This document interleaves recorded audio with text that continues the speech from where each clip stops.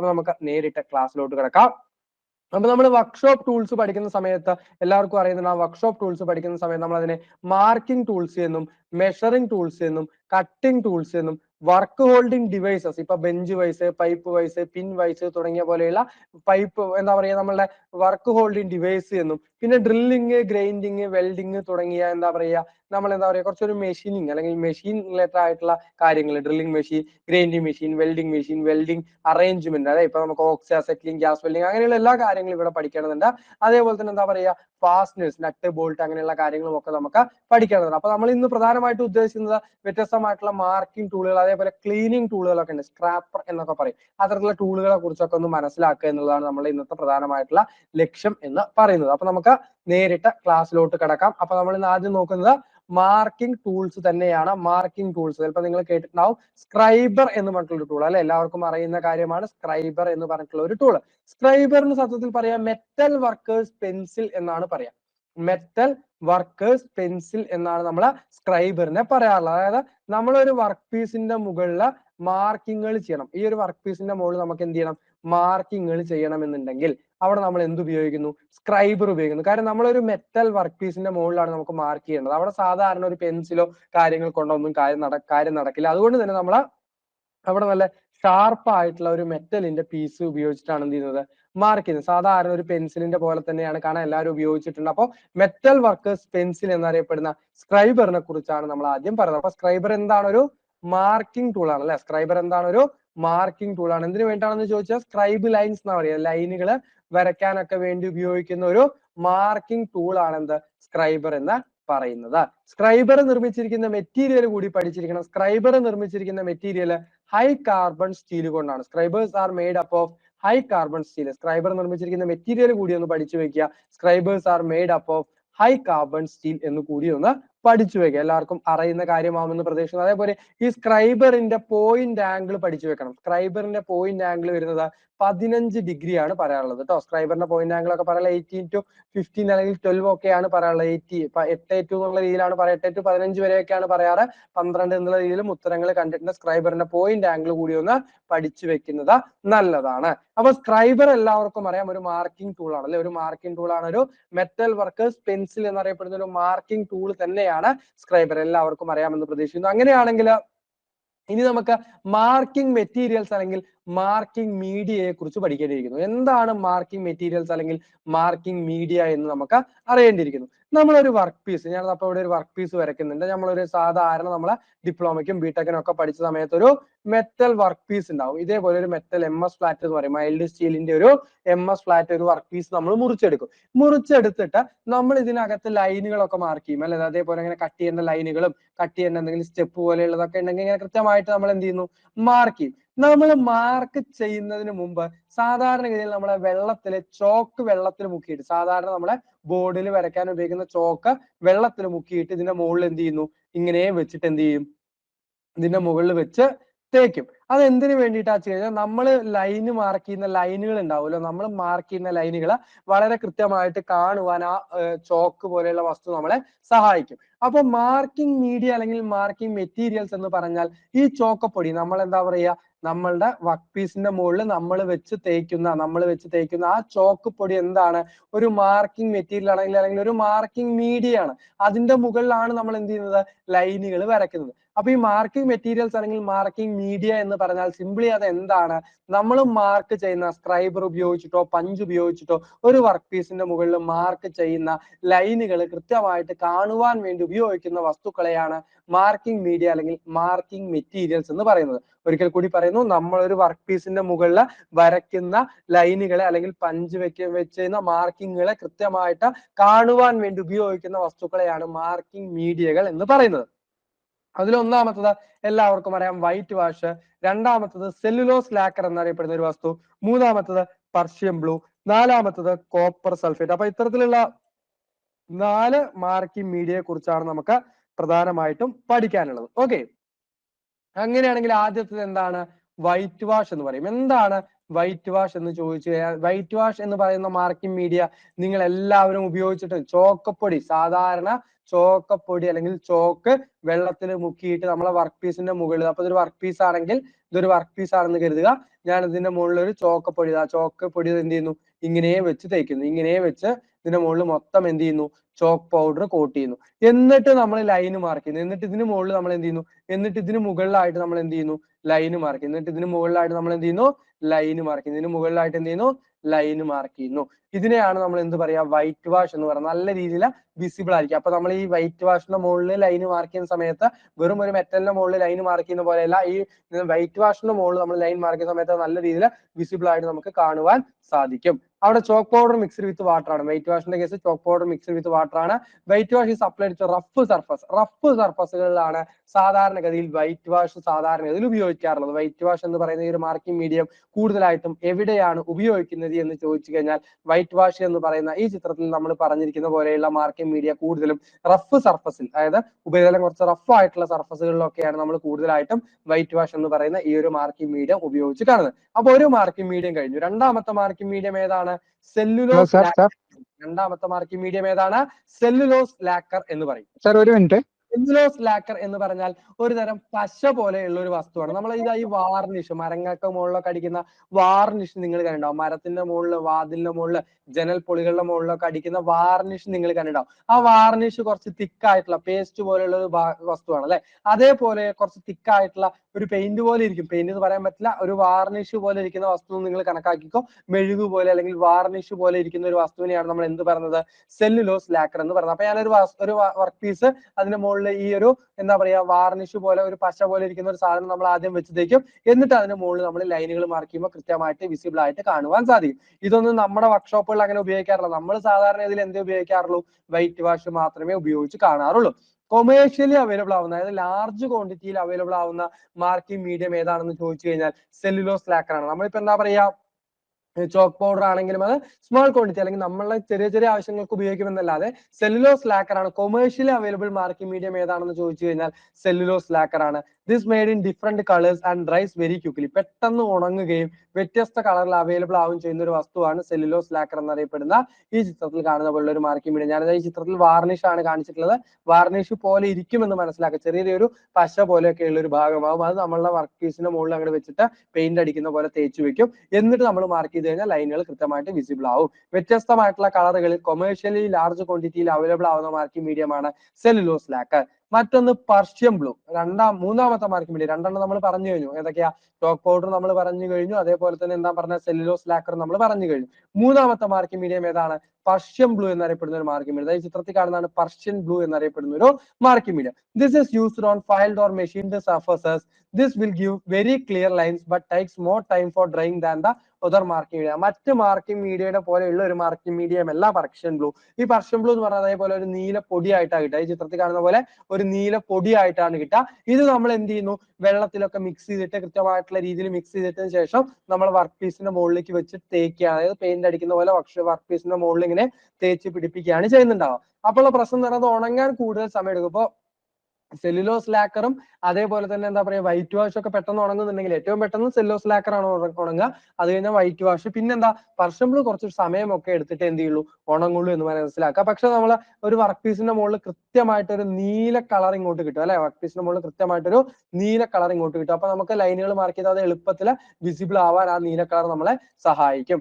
എവിടെയാണ് പർഷ്യൻ ബ്ലൂ ഉപയോഗിക്കുന്നത് ചോദിച്ചു കഴിഞ്ഞാൽ, റഫ് സർഫസിലായിരുന്നു എന്ത് ഉപയോഗിച്ചിരുന്നത്, വൈറ്റ് വാഷ് സാധാരണഗതിയിൽ ഉപയോഗിക്കുന്നത് റഫ് സർഫസിലാണ് എന്നുണ്ടെങ്കിൽ പർഷ്യൻ ബ്ലൂ സാധാരണഗതിയിൽ ഉപയോഗിക്കുന്നത് മെഷീൻ ഫിനിഷ്ഡ് സർഫസിലാണ്. മെഷീൻ ഫിനിഷ്ഡ് സർഫസിലാണ് നമ്മൾ കൂടുതലായിട്ടും എന്ത് ഉപയോഗിക്കുന്നത്, പർഷ്യൻ ബ്ലൂ കൂടുതലായിട്ടും ഉപയോഗിക്കുന്നത്.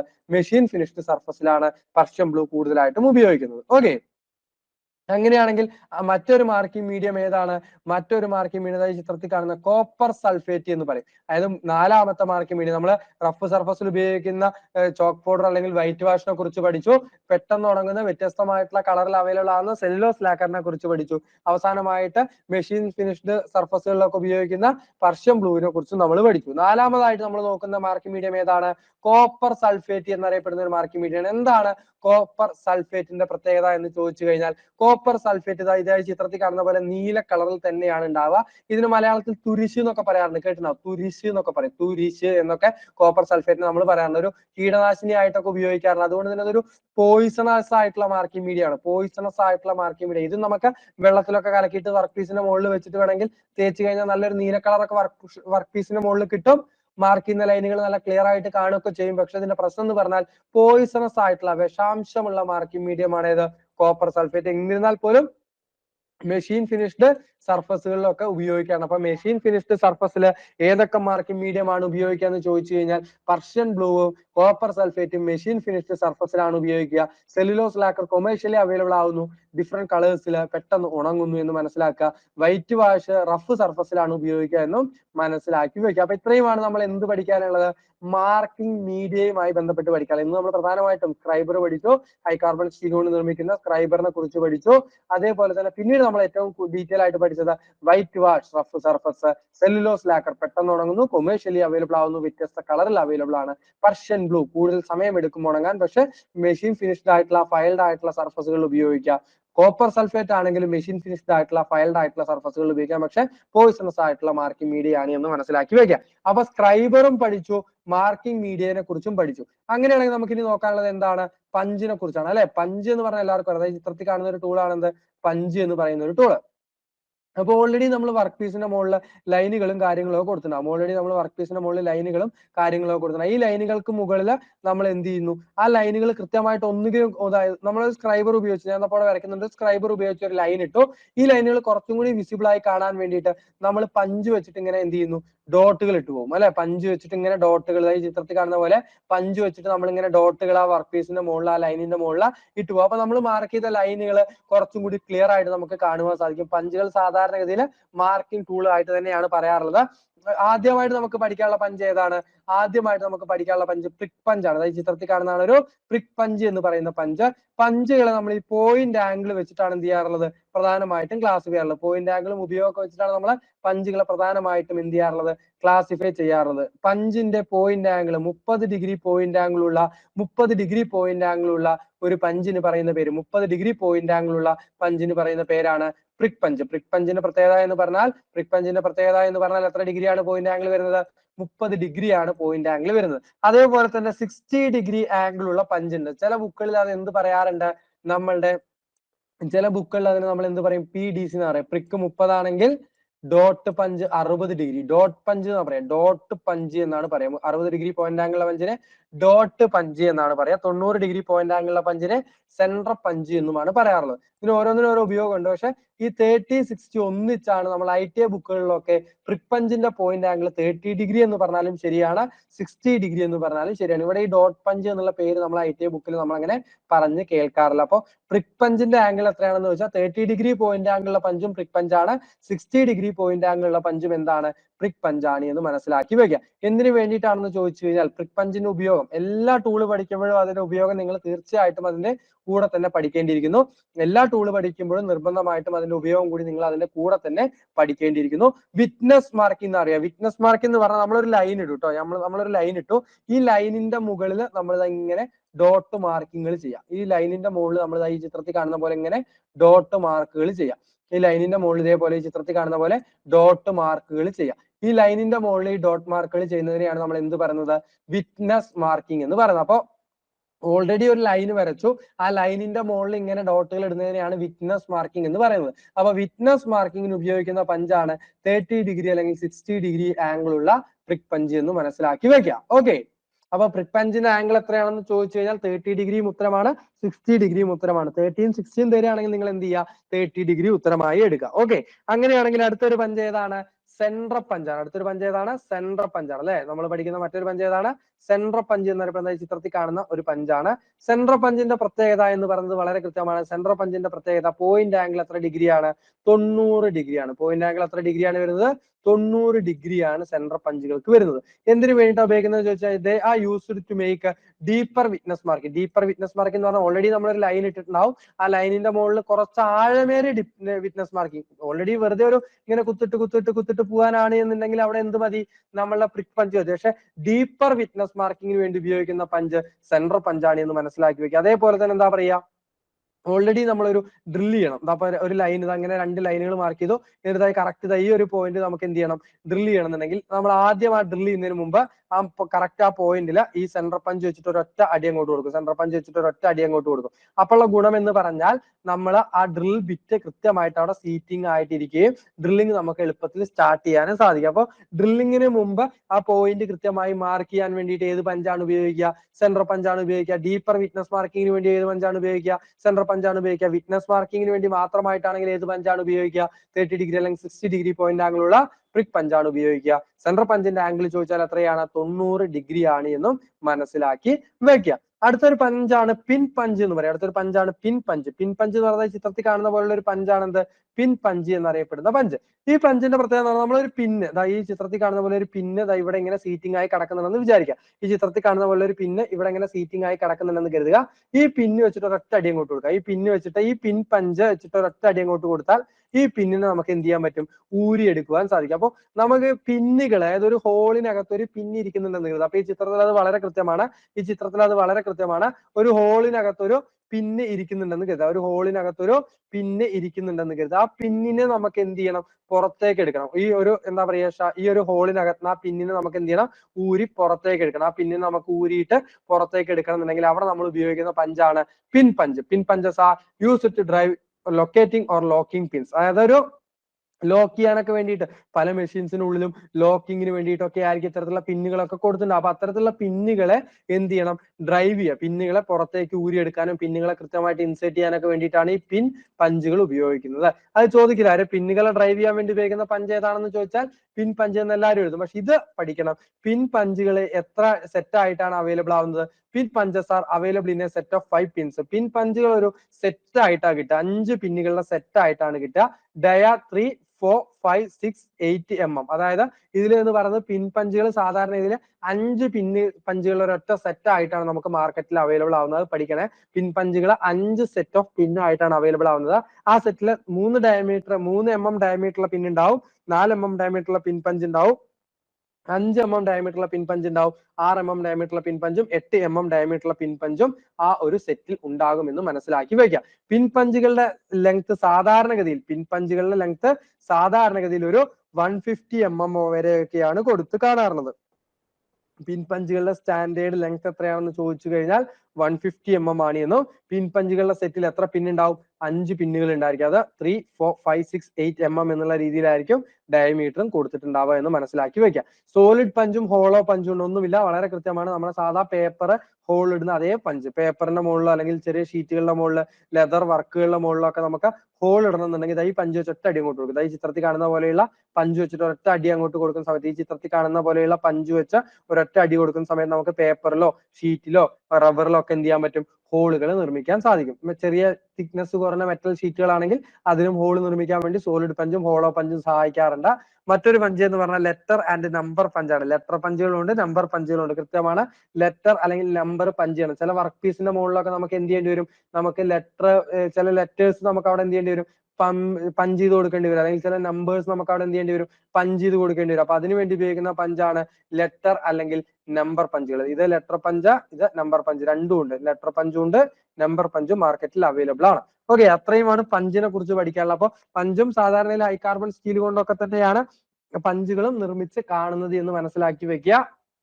അടുത്തതായിട്ട് നമ്മൾ ഈ ഒരു മാർക്കിംഗ് റിലേറ്റഡ് ആയിട്ട് പഠിക്കേണ്ട ഒരു ടൂൾ തന്നെയാണ്. നമ്മുടെ സിലബസിൽ അത് അങ്ങനെ എടുത്തു പറഞ്ഞിട്ടില്ലെങ്കിൽ പോലും നമ്മൾ മാർക്കിംഗ് റിലേറ്റഡ് ആയിട്ട് പഠിക്കേണ്ട ഒരു ടൂൾ തന്നെയാണ് സ്ക്രാപ്പർ എന്ന് പറഞ്ഞിട്ടുള്ള ഒരു ടൂൾ. സ്ക്രാപ്പർ സത്യത്തിൽ ഒരു ക്ലീനിങ് ടൂൾ ആണ്. നമ്മളിപ്പോ ഇത്രയും നേരം പഠിച്ച പഞ്ചാണെങ്കിലും മാർക്കിംഗ് ടൂൾ ആയിട്ടാണ് നമ്മൾ കൺസിഡർ ചെയ്തിട്ടുണ്ടായിരുന്നത്, സ്ക്രൈബർ ആണെങ്കിലും മാർക്കിംഗ് ടൂൾ ആയിട്ടാണ് നമ്മൾ കൺസിഡർ ചെയ്തിട്ടുണ്ടായിരുന്നത്. എന്നാൽ സ്ക്രാപ്പർ എന്ന് പറയുന്ന ഈ ഒരു ടൂൾ, ഈ ചിത്രത്തിൽ കാണുന്ന സ്ക്രാപ്പർ എന്ന് പറയുന്ന ഈ ഒരു ടൂള് സത്യത്തിൽ എന്താണ്, ഒരു ക്ലീനിങ് ടൂൾ ആണ്. ക്ലീനിങ് ടൂൾ എന്ന് പറഞ്ഞാൽ എല്ലാവർക്കും അറിയാം, നമ്മുടെ ഈ ഒരു നമ്മൾ കൃത്യമായിട്ട് പറയുകയാണെങ്കിൽ പുട്ടി ബ്ലേഡ് എന്നൊക്കെ പറയും. നമ്മുടെ നാട്ടില് ഈ എന്താ പറയാ പെയിന്റ് പണിക്കാർ ഉപയോഗിക്കുന്ന പുട്ടി ഇല്ല, ചുമരിൽ പുട്ടി ഇടുന്നില്ലേ, ആ പുട്ടി ക്ലീൻ ചെയ്യാൻ വേണ്ടി ഉപയോഗിക്കുന്ന പുട്ടി ബ്ലേഡ് എന്നൊക്കെ ഇതിനെ പറയും. അതേപോലുള്ള ഒരു ടൂൾ തന്നെ നമ്മൾ ഈ സർഫസിന്റെ മുകളിൽ വെച്ചിട്ട് ഇങ്ങനെ റബ്ബ് ചെയ്യുന്ന സമയത്ത് ഈ സർഫസിന്റെ മുകളിലുള്ള റഫ്നെസ് ഒക്കെ മാറിയിട്ട് നല്ല ക്ലീൻ ആയിട്ടുള്ള ഒരു ഭാഗം ലഭ്യമാകും. അപ്പൊ സ്ക്രാപ്പർ അർത്ഥത്തിൽ ഒരു ക്ലീനിങ് ടൂൾ ആണെന്ന് മനസ്സിലാക്കി. അപ്പൊ ഇവിടെ നമുക്ക് 3-4 സ്ക്രാപ്പറിനെ കുറിച്ച് പഠിക്കണം. അതിൽ ആദ്യത്തെ സ്ക്രാപ്പർ ഫ്ലാറ്റ് സ്ക്രാപ്പർ, രണ്ടാമത്തത് 3 സ്ക്വയർ സ്ക്രാപ്പർ, മൂന്നാമത്തത് ബുൾ നോസ് സ്ക്രാപ്പർ. അപ്പൊ സ്ക്രാപ്പറിനെ കുറിച്ച് കൂടി പഠിച്ചിരിക്കണം. ഈ 3 സ്ക്രാപ്പറിനെ കുറിച്ച് കൂടി നമ്മൾ പഠിച്ചിരിക്കണം. ഒന്നാമത്തതിന്റെ പേര് പഠിക്കുക ഫ്ലാറ്റ് സ്ക്രാപ്പർ, രണ്ടാമത്തതിന്റെ പേര് പഠിക്കുക 3 സ്ക്വയർ സ്ക്രാപ്പർ, മൂന്നാമത്തിന്റെ പേര് ബുൾ നോസ് സ്ക്രാപ്പർ. അപ്പൊ എന്താണ് ഈ ഫ്ലാറ്റ് സ്ക്രാപ്പർ, എന്താണ് ഈ 3 സ്ക്വയർ സ്ക്രാപ്പർ, എന്താണ് ഈ ബുൾ നോസ് സ്ക്രാപ്പർ, അവയുടെയൊക്കെ പ്രത്യേകത എന്താണെന്ന് നോക്കാം. എന്നാൽ ഈ ചിത്രത്തിൽ കാണുന്ന നമ്മൾ സാധാരണ ഇതിൽ കാണുന്ന എല്ലാ സ്ക്രാപ്പറുകളും എന്താണ്, ഫ്ലാറ്റ് സ്ക്രാപ്പർ ആണ്. കർവോ അല്ലെങ്കിൽ പ്രത്യേകിച്ചുള്ള ആകൃതി ഒന്നും ഉണ്ടാവില്ല, സാധാരണ ഫ്ലാറ്റ് ആയിട്ടുള്ള ഒരു scraper. The cross section of the scraper is flat. അതായത് കൃത്യമായിട്ട് ക്രോസ് സെക്ഷൻ പറയല്ല, ഫ്ലാറ്റ് ആയിട്ടാണ് ഈ സ്ക്രാപ്പറുകൾ ഇരിക്കുന്നത്. ഫ്ലാറ്റ് സർഫസുകളാണ് ഉണ്ടാവുക. This is used for scrap high spots on a flat surface. ഒരു ഫ്ലാറ്റ് ആയിട്ടുള്ള സർഫസിൽ ഇങ്ങനെ എന്ത് ചെയ്യുന്നു, നമ്മൾ മെറ്റൽ ക്ലീൻ ചെയ്യണമെന്നുണ്ടെങ്കിൽ, ഒരു ഫ്ലാറ്റ് ആയിട്ടുള്ള സർഫസിൽ നിന്നും മെറ്റൽ ക്ലീൻ ചെയ്യണമെന്നുണ്ടെങ്കിൽ, ഒരു ഫ്ലാറ്റ് ആയിട്ടുള്ള സർഫസിൽ നിന്നും മെറ്റൽ ക്ലീൻ ചെയ്യണമെന്നുണ്ടെങ്കിൽ അവിടെ നമ്മൾ എന്താ ഉപയോഗിക്കുക, ഫ്ലാറ്റ് സ്ക്രാപ്പർ ആണ് ഉപയോഗിക്കുക. ഫ്ലാറ്റ് ആയിട്ടുള്ള ഒരു സർഫസിൽ നിന്നും മെറ്റൽ ക്ലീൻ ചെയ്യണമെന്നുണ്ടെങ്കിൽ, ഫ്ലാറ്റ് ആയിട്ടുള്ള ഒരു സർഫസിൽ നിന്നും മെറ്റൽ ക്ലീൻ ചെയ്യണമെന്നുണ്ടെങ്കിൽ അവിടെ നമ്മൾ ഏത് സ്ക്രാപ്പർ ആണ് ഉപയോഗിക്കുക, ഫ്ലാറ്റ് സ്ക്രാപ്പർ ആണ് ഉപയോഗിക്കുക. ഒന്നുമില്ല, അത് സിമ്പിൾ ആണ്. ഫ്ലാറ്റ് ആയിട്ടുള്ള സർഫസുകളിൽ നിന്നും ഹൈ സ്പോട്ട് അല്ലെങ്കിൽ ഇത്തരത്തിലുള്ള മെറ്റൽ റിമൂവ് ചെയ്യണം, ഒന്ന് ക്ലീൻ ചെയ്യണമെന്നുണ്ടെങ്കിൽ ഫ്ലാറ്റ് സ്ക്രാപ്പർ ആണ് ഉപയോഗിക്കുക. ഫ്ലാറ്റ് സ്ക്രാപ്പറിൽ നിന്ന് പരീക്ഷയ്ക്ക് സാധാരണ ഒന്നും ചോദിക്കാനില്ല, പക്ഷെ ഇത് പഠിക്കണം. എന്താ 3 സ്ക്വയർ സ്ക്രാപ്പർ. 3 സ്ക്വയർ സ്ക്രാപ്പർ എന്ന് പറഞ്ഞാൽ നിങ്ങൾ എല്ലാവരും ട്രയാങ്കുലർ ഫയൽ കണ്ടിട്ടാമെന്നാണ് എൻ്റെ ഒരു പ്രതീക്ഷ. ഞാനത് അവിടെ വരയ്ക്കുന്നുണ്ട്. ട്രയാങ്കുലർ ക്രോസ് സെക്ഷനിലായിരിക്കും ഉണ്ടാവുക. ട്രയാങ്കുലർ ഫയൽ കണ്ടിട്ടുണ്ടാവുമല്ലോ അല്ലെ, ട്രയാങ്കുലർ ഫയൽ ഉണ്ടല്ലോ, ട്രയാങ്കുലർ ക്രോസ് സെക്ഷനിലുള്ള അതേപോലെ തന്നെയുള്ള ഒരു സ്ക്രാപ്പറിനെയാണ് 3 സ്ക്വയർ സ്ക്രാപ്പർ എന്ന് പറയുന്നത്. സ്മാൾ ഡയമീറ്റർ ഹോൾ, ചെറിയ ഡയമീറ്ററിൽ ഒരു ഹോൾ ഉണ്ട്. ഈ ഹോളിന്റെ ഉൾഭാഗത്ത് ഒന്ന് സ്ക്രാപ്പ് ചെയ്യണം, അതായത് ഉൾഭാഗം ഒന്ന് ക്ലീൻ ചെയ്യണം എന്നുണ്ടെങ്കിൽ അവിടെ നമ്മൾ ഉപയോഗിക്കുന്ന സ്ക്രാപ്പർ ആണ് 3 സ്ക്വയർ സ്ക്രാപ്പർ. അതായത് ഓൾറെഡി ഒരു ചെറിയ ഹോൾ ഉണ്ട്, ആ ഹോളിന്റെ ഉൾഭാഗം ഒന്ന് ക്ലീൻ ചെയ്യണമെന്നുണ്ടെങ്കിൽ, ആ ഹോളിന്റെ ഉൾഭാഗം ഒന്ന് ക്ലീൻ ചെയ്യണമെന്നുണ്ടെങ്കിൽ, ആ ഹോളിന്റെ ഉൾഭാഗം ഒന്ന് ക്ലീൻ ചെയ്യണമെന്നുണ്ടെങ്കിൽ അവിടെ നമ്മൾ ഉപയോഗിക്കുന്ന സ്ക്രാപ്പർ ആണ് 3 സ്ക്വയർ സ്ക്രാപ്പർ എന്ന് പറയുന്ന ഈ ചിത്രത്തിൽ കാണുന്ന ഒരു സ്ക്രാപ്പർ. 3 സ്ക്വയർ സ്ക്രാപ്പറിന്റെ സാധാരണഗതിയിലുള്ള ക്രോസ് സെക്ഷൻ എന്ന് പറഞ്ഞാൽ, 3 സ്ക്വയർ സ്ക്രാപ്പറിന്റെ ക്രോസ് സെക്ഷൻ ഏതായിരുന്നു, ട്രയാങ്കുലർ ഷേപ്പ് ആണെന്ന് പഠിച്ചു വെക്കുക. പരീക്ഷയ്ക്ക് ചോദിച്ച ക്വസ്റ്റ്യൻ ആണ്, ജൂനിയർ ഇൻസ്ട്രക്ടർ പോലെയുള്ള പരീക്ഷയ്ക്ക് പോലും ചോദിച്ച ക്വസ്റ്റ്യൻ ആണ്. അതുകൊണ്ട് തന്നെ KWF ഫീച്ചറിനൊക്കെ നമ്മൾ പ്രതീക്ഷിക്കണം. എന്താ നമ്മളുടെ 3 സ്ക്വയർ സ്ക്രാപ്പറിന്റെ ക്രോസ് സെക്ഷൻ എന്താണെന്ന് ചോദിക്കുക. സ്ക്വയർ എന്ന് കാണുമ്പോൾ എല്ലാവരും വിചാരിക്കും റെക്ടാങ്കുലർ അല്ലെങ്കിൽ സ്ക്വയർ ക്രോസ് സെക്ഷൻ ആയിരിക്കും, എന്നാൽ അതല്ല. 3 സ്ക്വയർ സ്ക്രാപ്പറിന്റെ ക്രോസ് സെക്ഷൻ വരുന്നത് ട്രയാങ്കുലർ ഷേപ്പ് ആണ് എന്നും, ചെറിയ സ്മാൾ ഡയമീറ്റർ ഹോൾ, ചെറിയ ഹോളുകളെ ഉൾഭാഗമൊക്കെ ക്ലീൻ ചെയ്യാൻ വേണ്ടിയിട്ടാണ് 3 സ്ക്വയർ സ്ക്രാപ്പറുകൾ ഉപയോഗിക്കുന്നത് എന്ന് മനസ്സിലാക്കി വെക്കുക. അപ്പൊ ചെറിയ ഡയമീറ്റർ ഹോളുകളൊക്കെ ക്ലീൻ ചെയ്യാൻ വേണ്ടി 3 സ്ക്വയർ സ്ക്രാപ്പറുകൾ ഉപയോഗിക്കുന്നു. ട്രയാങ്കുലർ ഷേപ്പിലാണ് അതിന്റെ ക്രോസ് സെക്ഷൻ ഉള്ളത് എന്ന് കൂടി മനസ്സിലാക്കി വെക്കുക. അടുത്തൊരു സ്ക്രാപ്പർ എന്ന് പറയുന്നത് സാധാരണ ഒരു ഫ്ലാറ്റ് ഫയൽ പോലെയാണ് ഉണ്ടാവുക. പക്ഷെ ഇതിന്റെ അറ്റത്ത് നോക്കി, ഇതിന്റെ അറ്റത്തൊരു റൗണ്ട് പോലെയുള്ള ഒരു ഭാഗമുണ്ട്, അതിന്റെ അറ്റത്തൊരു ചെറിയ റൗണ്ട് പോലെയുള്ള ഭാഗം ഉണ്ടാവും. ലാർജ് ബെയറിംഗ് ഏരിയ എന്ന് പറയും. ബെയറിങ്ങുകളൊക്കെ ഇരിക്കുന്നത് ഇതേപോലെ യു ഷേപ്പുള്ള സ്ഥലങ്ങളില്ലേ, ബെയറിങ്ങുകളൊക്കെ ഇരിക്കുന്ന ഈ ചിത്രത്തിൽ കാണുന്ന പോലെ യു ഷേപ്പ് ഇരിക്കുന്ന സ്ഥലങ്ങളില്ലേ, ബെയറിങ്ങുകളൊക്കെ സീറ്റിംഗ് ആയിട്ടിരിക്കുന്ന ഈ ചിത്രത്തിൽ കാണുന്ന പോലെയുള്ള യു ഷേപ്പുള്ള സ്ഥലങ്ങളില്ലേ, അവിടെയൊക്കെ ക്ലീൻ ചെയ്യണമെന്നുണ്ടെങ്കിൽ എന്താണ് ഉപയോഗിക്കുക, ഈ ചിത്രത്തിൽ കാണുന്ന പോലെയുള്ള ബുൾ നോസ് സ്ക്രാപ്പറുകളാണ് ഉപയോഗിക്കുക. അതായത് ഈ ബെയറിംഗ് സീറ്റിംഗ് ആയിട്ടിരിക്കുന്ന ആ ബെയറിംഗ് സർഫസ് എന്ന് പറയും, ലാർജ് ബെയറിംഗ് സർഫസ് എന്ന് പറയും. ബെയറിംഗ് സീറ്റിംഗ് ആയിട്ടിരിക്കുന്ന ആ ബെയറിംഗ് സർഫസ് ഒക്കെ കൃത്യമായിട്ട് സ്ക്രാപ്പ് ചെയ്യണമെന്നുണ്ടെങ്കിൽ നമ്മൾ ബുൾ നോസ് സ്ക്രാപ്പറുകളാണ് ഉപയോഗിക്കുന്നത്. അപ്പോൾ ലാർജ് ബെയറിംഗ് ഏരിയകളൊക്കെ ക്ലീൻ ചെയ്യണമെന്നുണ്ടെങ്കിൽ ഏത് സ്ക്രാപ്പർ ആണ് ഉപയോഗിക്കാൻ ചോദിച്ചു കഴിഞ്ഞാൽ ബുൾ നോസ് സ്ക്രാപ്പർ. ഫ്ലാറ്റ് സർഫസുകൾ ക്ലീൻ ചെയ്യാൻ ഫ്ലാറ്റ് സ്ക്രാപ്പർ, സ്മാൾ ഡയമീറ്റർ ഹോളുകൾ ക്ലീൻ ചെയ്യാൻ 3 square scraper. That is in the cross section of triangular shape. 3 square സ്ക്രാപ്പറിന്റെ ക്രോസ് സെക്ഷൻ വരുന്നത് ട്രയാങ്കുലർ ഷേപ്പിലാണ് എന്ന് കൂടി മനസ്സിലാക്കി വെക്കുക. അപ്പൊ ഇത്രയുമാണ് സ്ക്രാപ്പറിനെ കുറിച്ച് പറയാനുള്ളത്. ആദ്യം നമ്മൾ എന്താ പഠിച്ചത്, ആദ്യം നമ്മൾ സ്ക്രൈബർ പഠിച്ചു അല്ലെ, മെറ്റൽ വർക്കേഴ്സ് പെൻസിൽ എന്നറിയപ്പെടുന്ന സ്ക്രൈബറിനെ കുറിച്ച് പഠിച്ചു. അതേപോലെ മാർക്കിംഗ് മെറ്റീരിയലിനെ കുറിച്ച് പഠിച്ചു. Whitewash, cellulose lacquer, Persian blue, copper sulphate എന്നറിയപ്പെടുന്ന വ്യത്യസ്തമായിട്ടുള്ള മാർക്കിംഗ് മീഡിയ. അതായത് വൈറ്റ് വാഷ് ഉപയോഗിക്കുന്നത് റഫ് സർഫസിലാണ് എന്നും, സെല്ലുലോസ് ലാക്കർ വ്യത്യസ്തമായിട്ടുള്ള കളറിൽ അവൈലബിൾ ആണ്, പെട്ടെന്ന് ഉണങ്ങും, കൊമേഴ്ഷ്യലി അവൈലബിൾ ആയിട്ടുള്ള മാർക്കിംഗ് മീഡിയം. പർഷ്യൻ ബ്ലൂ എന്ന് പറഞ്ഞാൽ മെഷീൻ ഫിനിഷ്ഡ് അല്ലെങ്കിൽ ഫയൽ ചെയ്തിട്ടുള്ള സർഫസ് ഫിനിഷ് ഉള്ള സ്ഥലങ്ങളിൽ ഉപയോഗിക്കുന്നു. ഉണങ്ങാൻ കൂടുതൽ സമയം എടുക്കുന്നതും ഏതാണ്, പർഷ്യൻ ബ്ലൂ ആണെന്ന് പഠിച്ചിട്ടുണ്ടായിരുന്നു. കോപ്പർ സൾഫേറ്റ് നമുക്കറിയാം വിഷാംശമുള്ള പോയിസണസ് ആയിട്ടുള്ള ഒരു മാർക്കിംഗ് മീഡിയ ആണ് എന്നും നമ്മൾ പഠിച്ചിട്ടുണ്ടായിരുന്നു. പിന്നെ പഞ്ച്, പ്രിക്ക് 30-60 ഡിഗ്രി പോയിന്റ് ആംഗിൾ വരുന്നു, വിറ്റ്നസ് മാർക്കിങ്ങിന് വേണ്ടി ഉപയോഗിക്കുന്നു. ഡീപ്പർ വിറ്റ്നസ് മാർക്കിങ്ങിനും ഡ്രിൽ ചെയ്യുന്നതിന് മുമ്പ് സെന്റർ കൃത്യമായിട്ട് മാർക്ക് ചെയ്യുന്നതിനൊക്കെ വേണ്ടി സെന്റർ പഞ്ച്, അതിന്റെ പോയിന്റ് ആംഗിൾ 90 ഡിഗ്രി ആണെന്നു. പിൻ പഞ്ചിന്റെ സെറ്റിൽ 5 എണ്ണമാണ് ഉണ്ടാവുക. അതേപോലെ തന്നെ അതിൽ 3 mm, 4 mm, 5, 6, 8 mm തുടങ്ങിയ എന്താ പറയുക ഡയമീറ്ററിലാണ് അതിൽ പിൻ പഞ്ചിന്റെ സെറ്റിലെ പിൻ പഞ്ചുകൾ ഉണ്ടാവുക എന്ന് പറഞ്ഞു. സ്റ്റാൻഡേർഡ് ലെങ്ത് വരുന്നത് 150 mm ആണ് എന്ന് നമ്മൾ പറഞ്ഞു. പിന്നീട് നമ്മൾ scraper, flat scraper, 3 square scraper, bull nose സ്ക്രാപ്പറുമാണ് പഠിച്ചിട്ടുണ്ടായിരുന്നു. ഓക്കെ, അങ്ങനെയാണെങ്കിൽ അടുത്തത് നമുക്ക് നോക്കാനുള്ളത് എന്താണ്? ട്രൈ സ്ക്വയർ എന്ന് പറയുന്ന ഒരു ടൂളാണ്. എല്ലാവർക്കും അറിയുന്ന ഒരു ടൂള് ട്രൈ സ്ക്വയർ എന്ന് പറയുന്ന ഒരു ടൂളാണ്. ഈ ചിത്രത്തിൽ കാണുന്ന ഒരു ടൂളാണ് ട്രൈ സ്ക്വയർ. എനിക്ക് ഉറപ്പാണ് എല്ലാവരും കണ്ടിട്ടുണ്ട്, അല്ലെ? എല്ലാവരും കണ്ടിട്ടുണ്ട്, എല്ലാവരും ഉപയോഗിച്ചിട്ടുമുള്ള ടൂളാണ് എന്ത്? ട്രൈ സ്ക്വയർ എന്ന് പറയുന്ന ഈ ചിത്രത്തിൽ കാണുന്ന ഒരു ടൂള്. ഈ ട്രൈ സ്ക്വയർ ഒരു പ്രിസിഷൻ ഇൻസ്ട്രുമെന്റ്, മെഷറിംഗ് എന്ന് പറയുന്നില്ല, precision instrument which is used to check സ്ക്വയർനെസ്സും ഫ്ലാറ്റ്നെസ്സും ചെക്ക് ചെയ്യാൻ വേണ്ടിയിട്ടാണ് നമ്മുടെ ഈ ഒരു ട്രൈ സ്ക്വയർ കൂടുതലായിട്ട് ഉപയോഗിക്കുന്നത്. അപ്പൊ എന്താണെന്നൊക്കെ നമുക്ക് നോക്കാം. അതിനു മുമ്പ് ട്രൈ സ്ക്വയറിനെ കുറിച്ച് പറയുകയാണെങ്കിൽ, ട്രൈ സ്ക്വയറിന് ഒരു ബ്ലേഡ് എന്ന് പറഞ്ഞിട്ടൊരു ഭാഗം ഉണ്ടാവും, ഒരു സ്റ്റോക്ക് എന്ന് പറഞ്ഞിട്ടൊരു ഭാഗമുണ്ട്, ഒരു സ്റ്റോക്ക് എന്ന് പറഞ്ഞിട്ടൊരു ഭാഗം ഉണ്ടാവും, ഒരു ബ്ലേഡ് എന്ന് പറഞ്ഞിട്ടുള്ള ഒരു ഭാഗമുണ്ട്, ഒരു ബ്ലേഡ് എന്ന് പറഞ്ഞിട്ടുള്ള ഒരു ഭാഗം ഉണ്ടാവും, ഒരു സ്റ്റോക്ക് എന്ന് പറഞ്ഞിട്ടുള്ളൊരു ഭാഗവും ഉണ്ടാവും. ഈ ബ്ലേഡും സ്റ്റോക്കും തമ്മിൽ പരസ്പരം 90 ഡിഗ്രി ആംഗിളിലായിരിക്കും എന്ത് ഉണ്ടാവുക? കണക്ട് ചെയ്യുന്നത്. ഈ ബ്ലേഡും സ്റ്റോക്കും തമ്മിൽ 90 ഡിഗ്രി ആംഗിളിലായിരിക്കും നമ്മൾ കണക്ട് ചെയ്യുന്നത്. എല്ലാവർക്കും അറിയുന്ന കാര്യമാണ്. ആ ഭാഗങ്ങളുടെ പേരാണ് പറഞ്ഞത്. ട്രൈ സ്ക്വയറിന്റെ ഭാഗം, ഒരു ബ്ലേഡ്, ഒരു സ്റ്റോക്ക്, പിന്നെ ഈ ഒരു ഭാഗം ഉണ്ടല്ലോ, ഞാൻ അപ്പൊ ഈ മാർക്ക് ചെയ്തുകൊണ്ടിരിക്കുന്ന ഈ ഒരു ഭാഗം, ഇത് നമ്മൾ എന്താ പേര് പറയുന്നത്? സ്ട്രെയിറ്റ് എഡ്ജ് എന്നാണ് പറയുന്നത്. ഇത് നമ്മൾ എന്താ പേര് പറയുന്നത്? സ്ട്രെയിറ്റ് എഡ്ജ് എന്നുമാണ് പേര് പറയുന്നത്. ഈ ട്രൈ സ്ക്വയറിന്റെ ഉപയോഗങ്ങൾ എന്തൊക്കെയാണെന്ന് ചോദിച്ചു കഴിഞ്ഞാൽ, സ്ക്വയർനെസ് ചെക്ക് ചെയ്യുക, ഫ്ലാറ്റ്നെസ് ചെക്ക് ചെയ്യുക, 90 ഡിഗ്രി ലൈനുകൾ മാർക്ക് ചെയ്യാൻ വേണ്ടി സഹായിക്കുക, വർക്ക് പീസുകൾ ബെഞ്ച് വൈസിന്റെ മുകളിലൊക്കെ 90 ഡിഗ്രിയിൽ സെറ്റ് ചെയ്യാൻ വേണ്ടി സഹായിക്കുക. എന്തൊക്കെയാണെന്ന് നോക്കാം.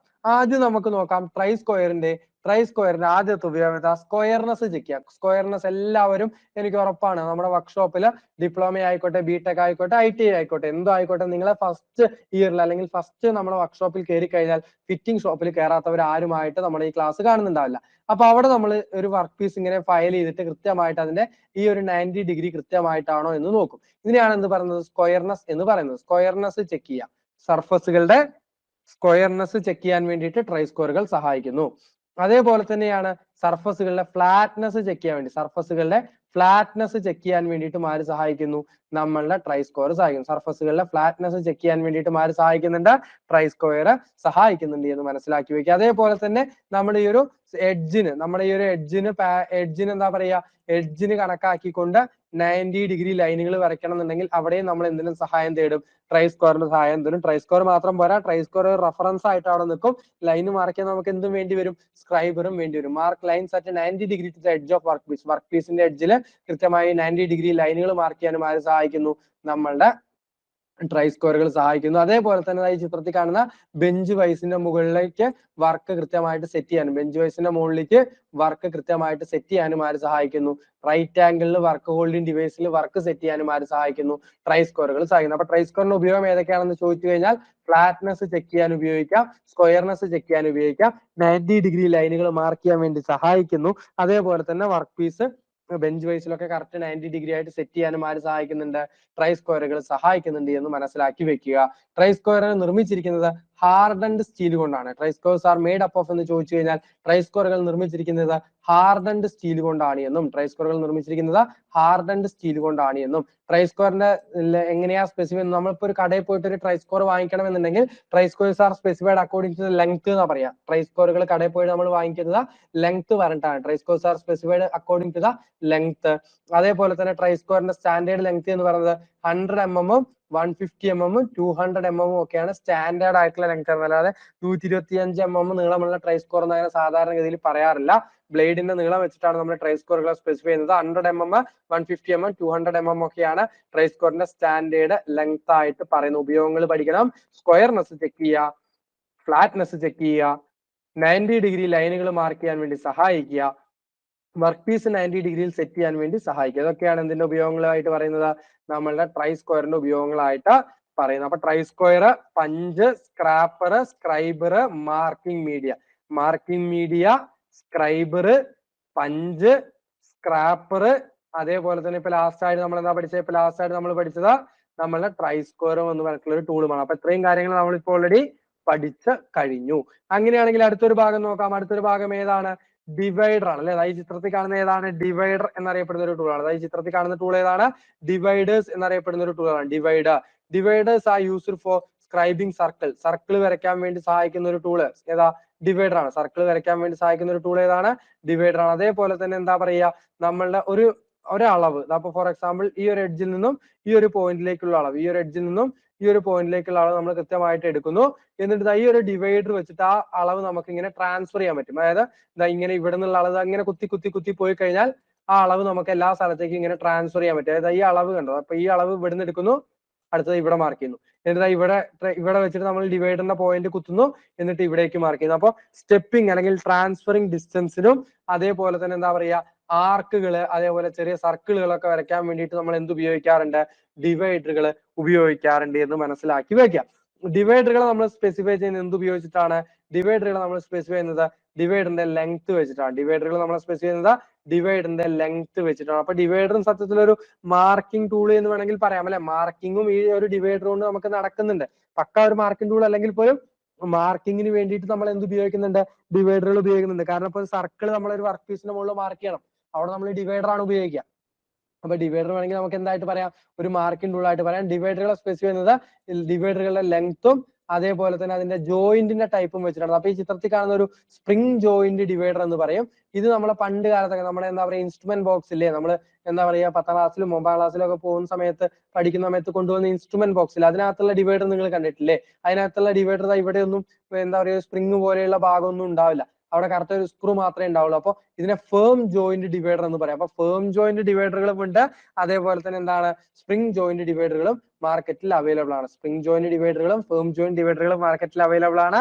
ഡിവൈഡറുകൾ സ്പെസിഫൈ ചെയ്യുന്നത് ലെങ്ത്തും അതേപോലെ ജോയിന്റിന്റെ ടൈപ്പും വെച്ചിട്ടാണ്. ട്രൈ സ്ക്വയറുകളെ സ്പെസിഫൈ ചെയ്യുന്നത് എന്ത് വെച്ചിട്ടായിരുന്നു? ട്രൈ സ്ക്വയറുകളെ സ്പെസിഫൈ ചെയ്യുന്നത് നമ്മളുടെ ബ്ലേഡിന്റെ ലെങ്ത് വെച്ചിട്ടായിരുന്നു എന്നുണ്ടെങ്കിൽ ഡിവൈഡറുകളെ സ്പെസിഫൈ ചെയ്യുന്നത് ജോയിന്റിന്റെ ടൈപ്പും അതേപോലെ ഓവറോൾ ലെങ്ത്തും വെച്ചിട്ടാണ് എന്ന് മനസ്സിലാക്കി വെക്കുക. The size of dividers range from 50 mm to 200 mm. 50 mm മുതൽ 200 mm വരെ, 50 mm മുതൽ 200 mm വരെ നീളത്തിലുള്ള 50 mm മുതൽ 200 mm വരെ നീളത്തിലുള്ള ഡിവൈഡറുകൾ മാർക്കറ്റിൽ അവൈലബിൾ ആണ് എന്ന് മനസ്സിലാക്കി വെക്കുക.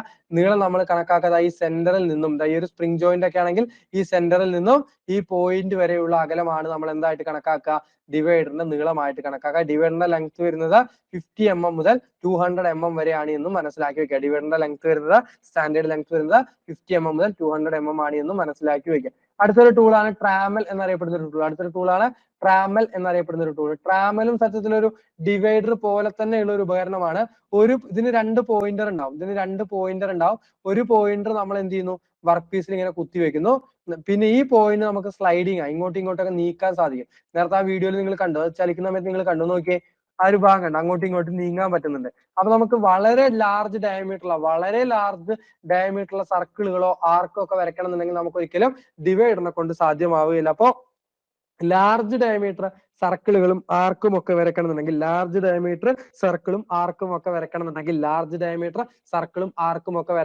അവിടെ നമ്മൾ ഉപയോഗിക്കുന്ന ടൂളാണ് ട്രാമൽ എന്നറിയപ്പെടുന്ന ടൂൾ. അപ്പൊ ലാർജ് ഡയമീറ്റർ സർക്കിളും ആർക്കും ഒക്കെ വരയ്ക്കണമെന്നുണ്ടെങ്കിൽ നമ്മൾ അവിടെ ഉപയോഗിക്കുന്ന ടൂൾ ഏതാണെന്ന് ചോദിച്ചു കഴിഞ്ഞാൽ ഈ ചിത്രത്തിൽ കാണുന്ന ട്രാമൽ എന്നറിയപ്പെടുന്ന ഈ ഒരു ടൂളാണ് ലാർജ് ഡയമീറ്റർ സർക്കിളുകളൊക്കെ വരയ്ക്കാൻ നമ്മളെ സഹായിക്കുന്നത് എന്ന് കൂടി മനസ്സിലാക്കുക. ഇനി കാലിപ്പറെ കുറിച്ചൊക്കെ പഠിക്കാണ്ട്. കാലിപ്പർ എന്ന് പറഞ്ഞാൽ നിങ്ങൾക്ക് അറിയാം, കാലിപ്പർ ബേസിക്കലി എന്താണ്?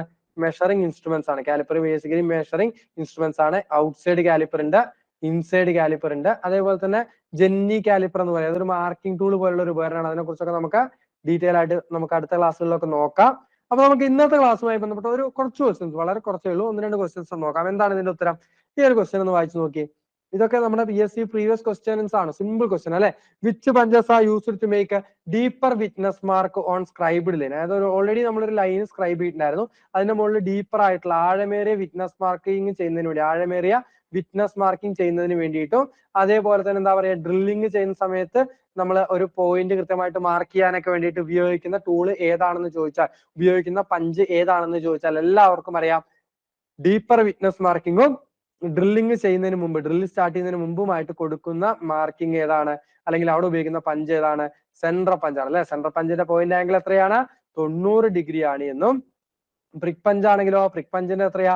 30 മുതൽ 60 ഡിഗ്രി വരെയാണ് എന്ന് മനസ്സിലാക്കി വെക്കുക. പ്രിക് പഞ്ചിന്റെ ഉപയോഗമാണ് പരീക്ഷയ്ക്ക് ക്വസ്റ്റ്യൻ ചോദിക്കുന്നുണ്ടെങ്കിൽ എങ്ങനെയാ ചോദിക്കുക? പ്രിക് പഞ്ചിന്റെ ഉപയോഗമാണ് പരീക്ഷയ്ക്ക് ക്വസ്റ്റ്യൻ ചോദിക്കുന്നുണ്ടെങ്കിൽ പ്രിക് പഞ്ചിന്റെ ഉപയോഗം വരുന്നത് എങ്ങനെയാണ്? പ്രിക് പഞ്ചിന്റെ ഉപയോഗം വളരെ കൃത്യമായിട്ട് നമ്മൾ പഠിച്ചിട്ടുണ്ടായിരുന്നു. പ്രിക് പഞ്ചിന്റെ ഉപയോഗം വരുന്നത് നമ്മളുടെ എന്താ പറയുക, വിറ്റ്നസ് മാർക്കിംഗ് മാത്രം, ഡീപ്പർ വിറ്റ്നസ് മാർക്കിംഗ് ഒന്നും ഇല്ലെങ്കിൽ എന്താണ്, പ്രിക് പഞ്ചാണ് വരുന്നത്. പിൻ പഞ്ച് പിന്നുകളൊക്കെ പുറത്തേക്ക് ഊരിയെടുക്കാൻ വേണ്ടി പിൻ പഞ്ചുകൾ 5 പിൻ പഞ്ചുകളുടെ ഒരു സെറ്റ് ആയിട്ടാണ് അവൈലബിൾ ആവുക എന്നൊക്കെ നമ്മൾ പഠിച്ചിട്ടുണ്ടായിരുന്നു. അങ്ങനെയാണെങ്കിൽ ഇതിന്റെ ഉത്തരം എന്താ? മെഷീൻ ഫിനിഷ്ഡ് സർഫസുകളിൽ, ഫയൽ ചെയ്ത സർഫസുകളിൽ, ഫിനിഷ്ഡ് ആയിട്ടുള്ള സർഫസുകളിലൊക്കെ നമ്മൾ ഉപയോഗിക്കുന്ന മാർക്കിംഗ് മീഡിയ ഏതാണെന്നാണ് ചോദിച്ചിരിക്കുന്നത്. ഫിനിഷ്ഡ് ആയിട്ടുള്ള സർഫസുകളിൽ ഒക്കെ നമ്മൾ പ്രധാനമായിട്ട് ഉപയോഗിക്കുന്ന മാർക്കിംഗ് മീഡിയ ഏതാണ്?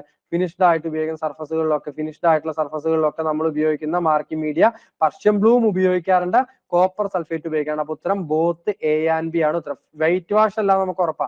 വൈറ്റ് വാഷ് എവിടെ ഉപയോഗിക്കുന്ന? റഫ് സർഫസിൽ വേണ്ടിയിട്ട് ഉപയോഗിക്കുന്ന മാർക്കിംഗ് മീഡിയ ആണ്. അപ്പൊ ചോദിച്ചിരിക്കുന്ന ക്വസ്റ്റ്യൻ ഫിനിഷ്ഡ് സർഫസിൽ ഉപയോഗിക്കുന്ന മാർക്കിംഗ് മീഡിയ എന്നാണ് ചോദിച്ചിരിക്കുന്നത്. പർഷ്യൻ ബ്ലൂവും കോപ്പർ സൾഫേറ്റും എന്താണ്? ഫിനിഷ്ഡ് സർഫസിൽ ഉപയോഗിക്കുന്ന മാർക്കിംഗ് മീഡിയ ആണ്. വൈറ്റ് വാഷ് റഫ് സർഫസിൽ ഉപയോഗിക്കുന്ന മാർക്കിംഗ് മീഡിയ ആണ്. അപ്പൊ ഉത്തരം option D both A and B ആണ് വരുന്നത്. സ്മാൾ ഡയമീറ്റർ ഹോളുകളൊക്കെ ക്ലീൻ ചെയ്യുന്നതിന് വേണ്ടി ഉപയോഗിക്കുന്ന സ്ക്രാപ്പർ ഏതാണ്? ഇതൊന്നും ഞാൻ ഉണ്ടാക്കിയ ക്വസ്റ്റ്യൻ അല്ല, PSC പ്രീവിയസ് ക്വസ്റ്റ്യൻസ് ആണ്. Which scraper is used for scraping small diameter hole? ചെറിയ ഹോളുകളൊക്കെ ക്ലീൻ ചെയ്യണം എന്നുണ്ടെങ്കിൽ അവിടെ നമ്മൾ ഉപയോഗിക്കേണ്ട സ്ക്രാപ്പർ ഏതാണെന്ന് ചോദിച്ചു കഴിഞ്ഞാൽ ഏതാണ്? 3 സ്ക്വയർ സ്ക്രാപ്പ് ആണല്ലേ. 3 സ്ക്വയർ സ്ക്രാപ്പർ ആണ് ഉത്തരം വരുന്നത്. 3 സ്ക്വയർ സ്ക്രാപ്പർ ആണ് ഉത്തരം വരുന്നത്. That is in triangular cross section എന്ന് കൂടി മനസ്സിലാക്കി വെക്കുക. ഇതേപോലെ തന്നെ നമ്മൾ എന്താ പറയുക, ട്രൈ സ്ക്വയറിന്റെ മെറ്റീരിയലോ അതേപോലെ പഞ്ചിന്റെ മെറ്റീരിയലോ സ്ക്രൈബറിന്റെ മെറ്റീരിയലോ അതേപോലെ ഏത് ടൂൾ പഠിക്കുകയാണ്, ഞാൻ വീണ്ടും വീണ്ടും പറയുന്നത്, ഏതൊരു ടൂൾ നമ്മൾ പഠിക്കുകയാണെങ്കിലും അത് നിർമ്മിച്ചിരിക്കുന്ന മെറ്റീരിയൽ നിർബന്ധമായിട്ട് നിങ്ങൾ പഠിച്ചിരിക്കണം. അത് നിർമ്മിച്ചിരിക്കുന്ന മെറ്റീരിയൽ നിർബന്ധമായിട്ട് നിങ്ങൾ പഠിച്ചിരിക്കണം. ഓക്കെ, അങ്ങനെയാണെങ്കിൽ ഇവിടെ നോക്കിയേ, നമ്മൾ ഈ ഒരു ട്രൈസ്ക്വയറുമായി ബന്ധപ്പെട്ട ഒരു ക്വസ്റ്റ്യൻ ആണ്. Which of the following is not a part എന്ന് വെച്ചിരിക്കുന്നത്? ട്രൈസ്ക്വയറിന്റെ ഭാഗം അല്ലാത്തത് ഏതാണെന്ന് വെച്ചിരിക്കുന്നത്? താഴെ പറഞ്ഞതിൽ നോട്ട് എ പാർട്ട്, ട്രൈസ്ക്വയറിന്റെ ഭാഗം അല്ലാത്തത് ഏത്? സ്റ്റോക്ക് ട്രൈസ്ക്വയറിന്റെ ഭാഗമാണ്, ബ്ലേഡ് ട്രൈസ്ക്വയറിന്റെ ഭാഗമാണ്, സ്ട്രൈറ്റ് എഡ്ജ് എന്ന് പറയുന്നത് ഒരു പരിധി വരെ ട്രൈസ്ക്വയറിന്റെ ഭാഗമാണ്, ബേസ് എന്ന് പറഞ്ഞിട്ടുള്ള ഒരു ഭാഗം ട്രൈസ്ക്വയറിനില്ല. ഓപ്ഷൻ ഡി ആണ് ഉത്തരം വരുന്നത്. Which of the following is not a part of try square എന്ന് ചോദിച്ചാൽ ഉത്തരം ബേസ് ആണ് വരുന്നത് എന്ന് കൂടി മനസ്സിലാക്കി വെക്കുക. ജസ്റ്റ് ക്വസ്റ്റ്യൻസ് ഡിസ്കസ് ചെയ്യുന്നത് മാത്രം. അടുത്തൊരു ക്വസ്റ്റ്യൻ നോക്കിയേ. Which of the following tool used to mark line at 90 degree to the edges of work piece? Work പീസിന്റെ എഡ്ജിന് എന്താ പറയുക, വർക്ക് പീസിന്റെ എഡ്ജിൽ നിന്ന് കറക്റ്റ് 90 ഡിഗ്രി ലൈനുകൾ മാർക്ക് ചെയ്യാൻ വേണ്ടി നമ്മൾ ഉപയോഗിക്കുന്ന ടൂൾ ഏതാണെന്നാണ് ചോദിച്ചിരിക്കുന്നത്. ട്രൈസ്ക്വയറും വേണം, സ്ക്രൈബറും വേണം. അപ്പൊ ഉത്തരം ബോത്ത് എ ആൻഡ് ബി ആണ്. രണ്ടും ഉണ്ടെങ്കിലേ നടക്കുള്ളൂ. ഇനിയിപ്പോ ട്രൈസ്ക്വയർ സ്ക്രൈബർ ഏതെങ്കിലും ഒന്നാണെങ്കിൽ സ്ക്രൈബറോ ഏതാണെന്ന് വെച്ചാൽ അത് എഴുതാം. രണ്ടും ഉണ്ടെങ്കിൽ ബോത്ത് എ ആൻഡ് ബി ഉണ്ടോ എന്ന് നോക്കാം. ട്രൈസ്ക്വയറും അതേപോലെ തന്നെ എന്താണ് സ്ക്രൈബറും ഉണ്ടെങ്കിൽ മാത്രമേ നമുക്ക് 90 ഡിഗ്രി ലൈനുകളൊക്കെ മാർക്ക് ചെയ്യാൻ വേണ്ടി സാധിക്കുകയുള്ളൂ. അപ്പോൾ ഡിവൈഡറിന്റെ ഉപയോഗം നമ്മൾ പഠിച്ചു. അതേപോലെ തന്നെ എന്തായിരുന്നു, പഞ്ചുകളുടെ ഓരോ പഞ്ചുകളുടെയും ഉപയോഗം നമ്മൾ പഠിച്ചു. സ്ക്രാപ്പറിന്റെ ഉപയോഗം നമ്മൾ പഠിച്ചിട്ടുണ്ടായിരുന്നു.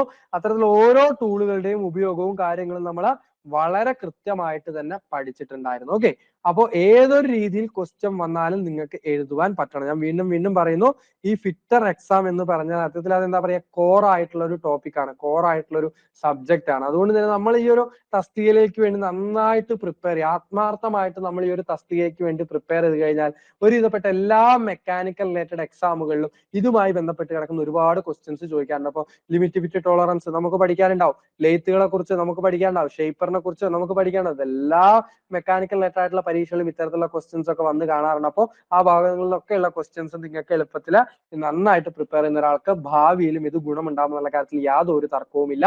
തീർച്ചയായിട്ടും നല്ല രീതിയിൽ തന്നെ എല്ലാവരും പ്രിപ്പയർ ചെയ്യുക. അപ്പൊ ഇത്തരത്തിലുള്ള മറ്റൊരു വീഡിയോയുമായി കാണുന്നവരെല്ലാവർക്കും ഗുഡ് ബൈ.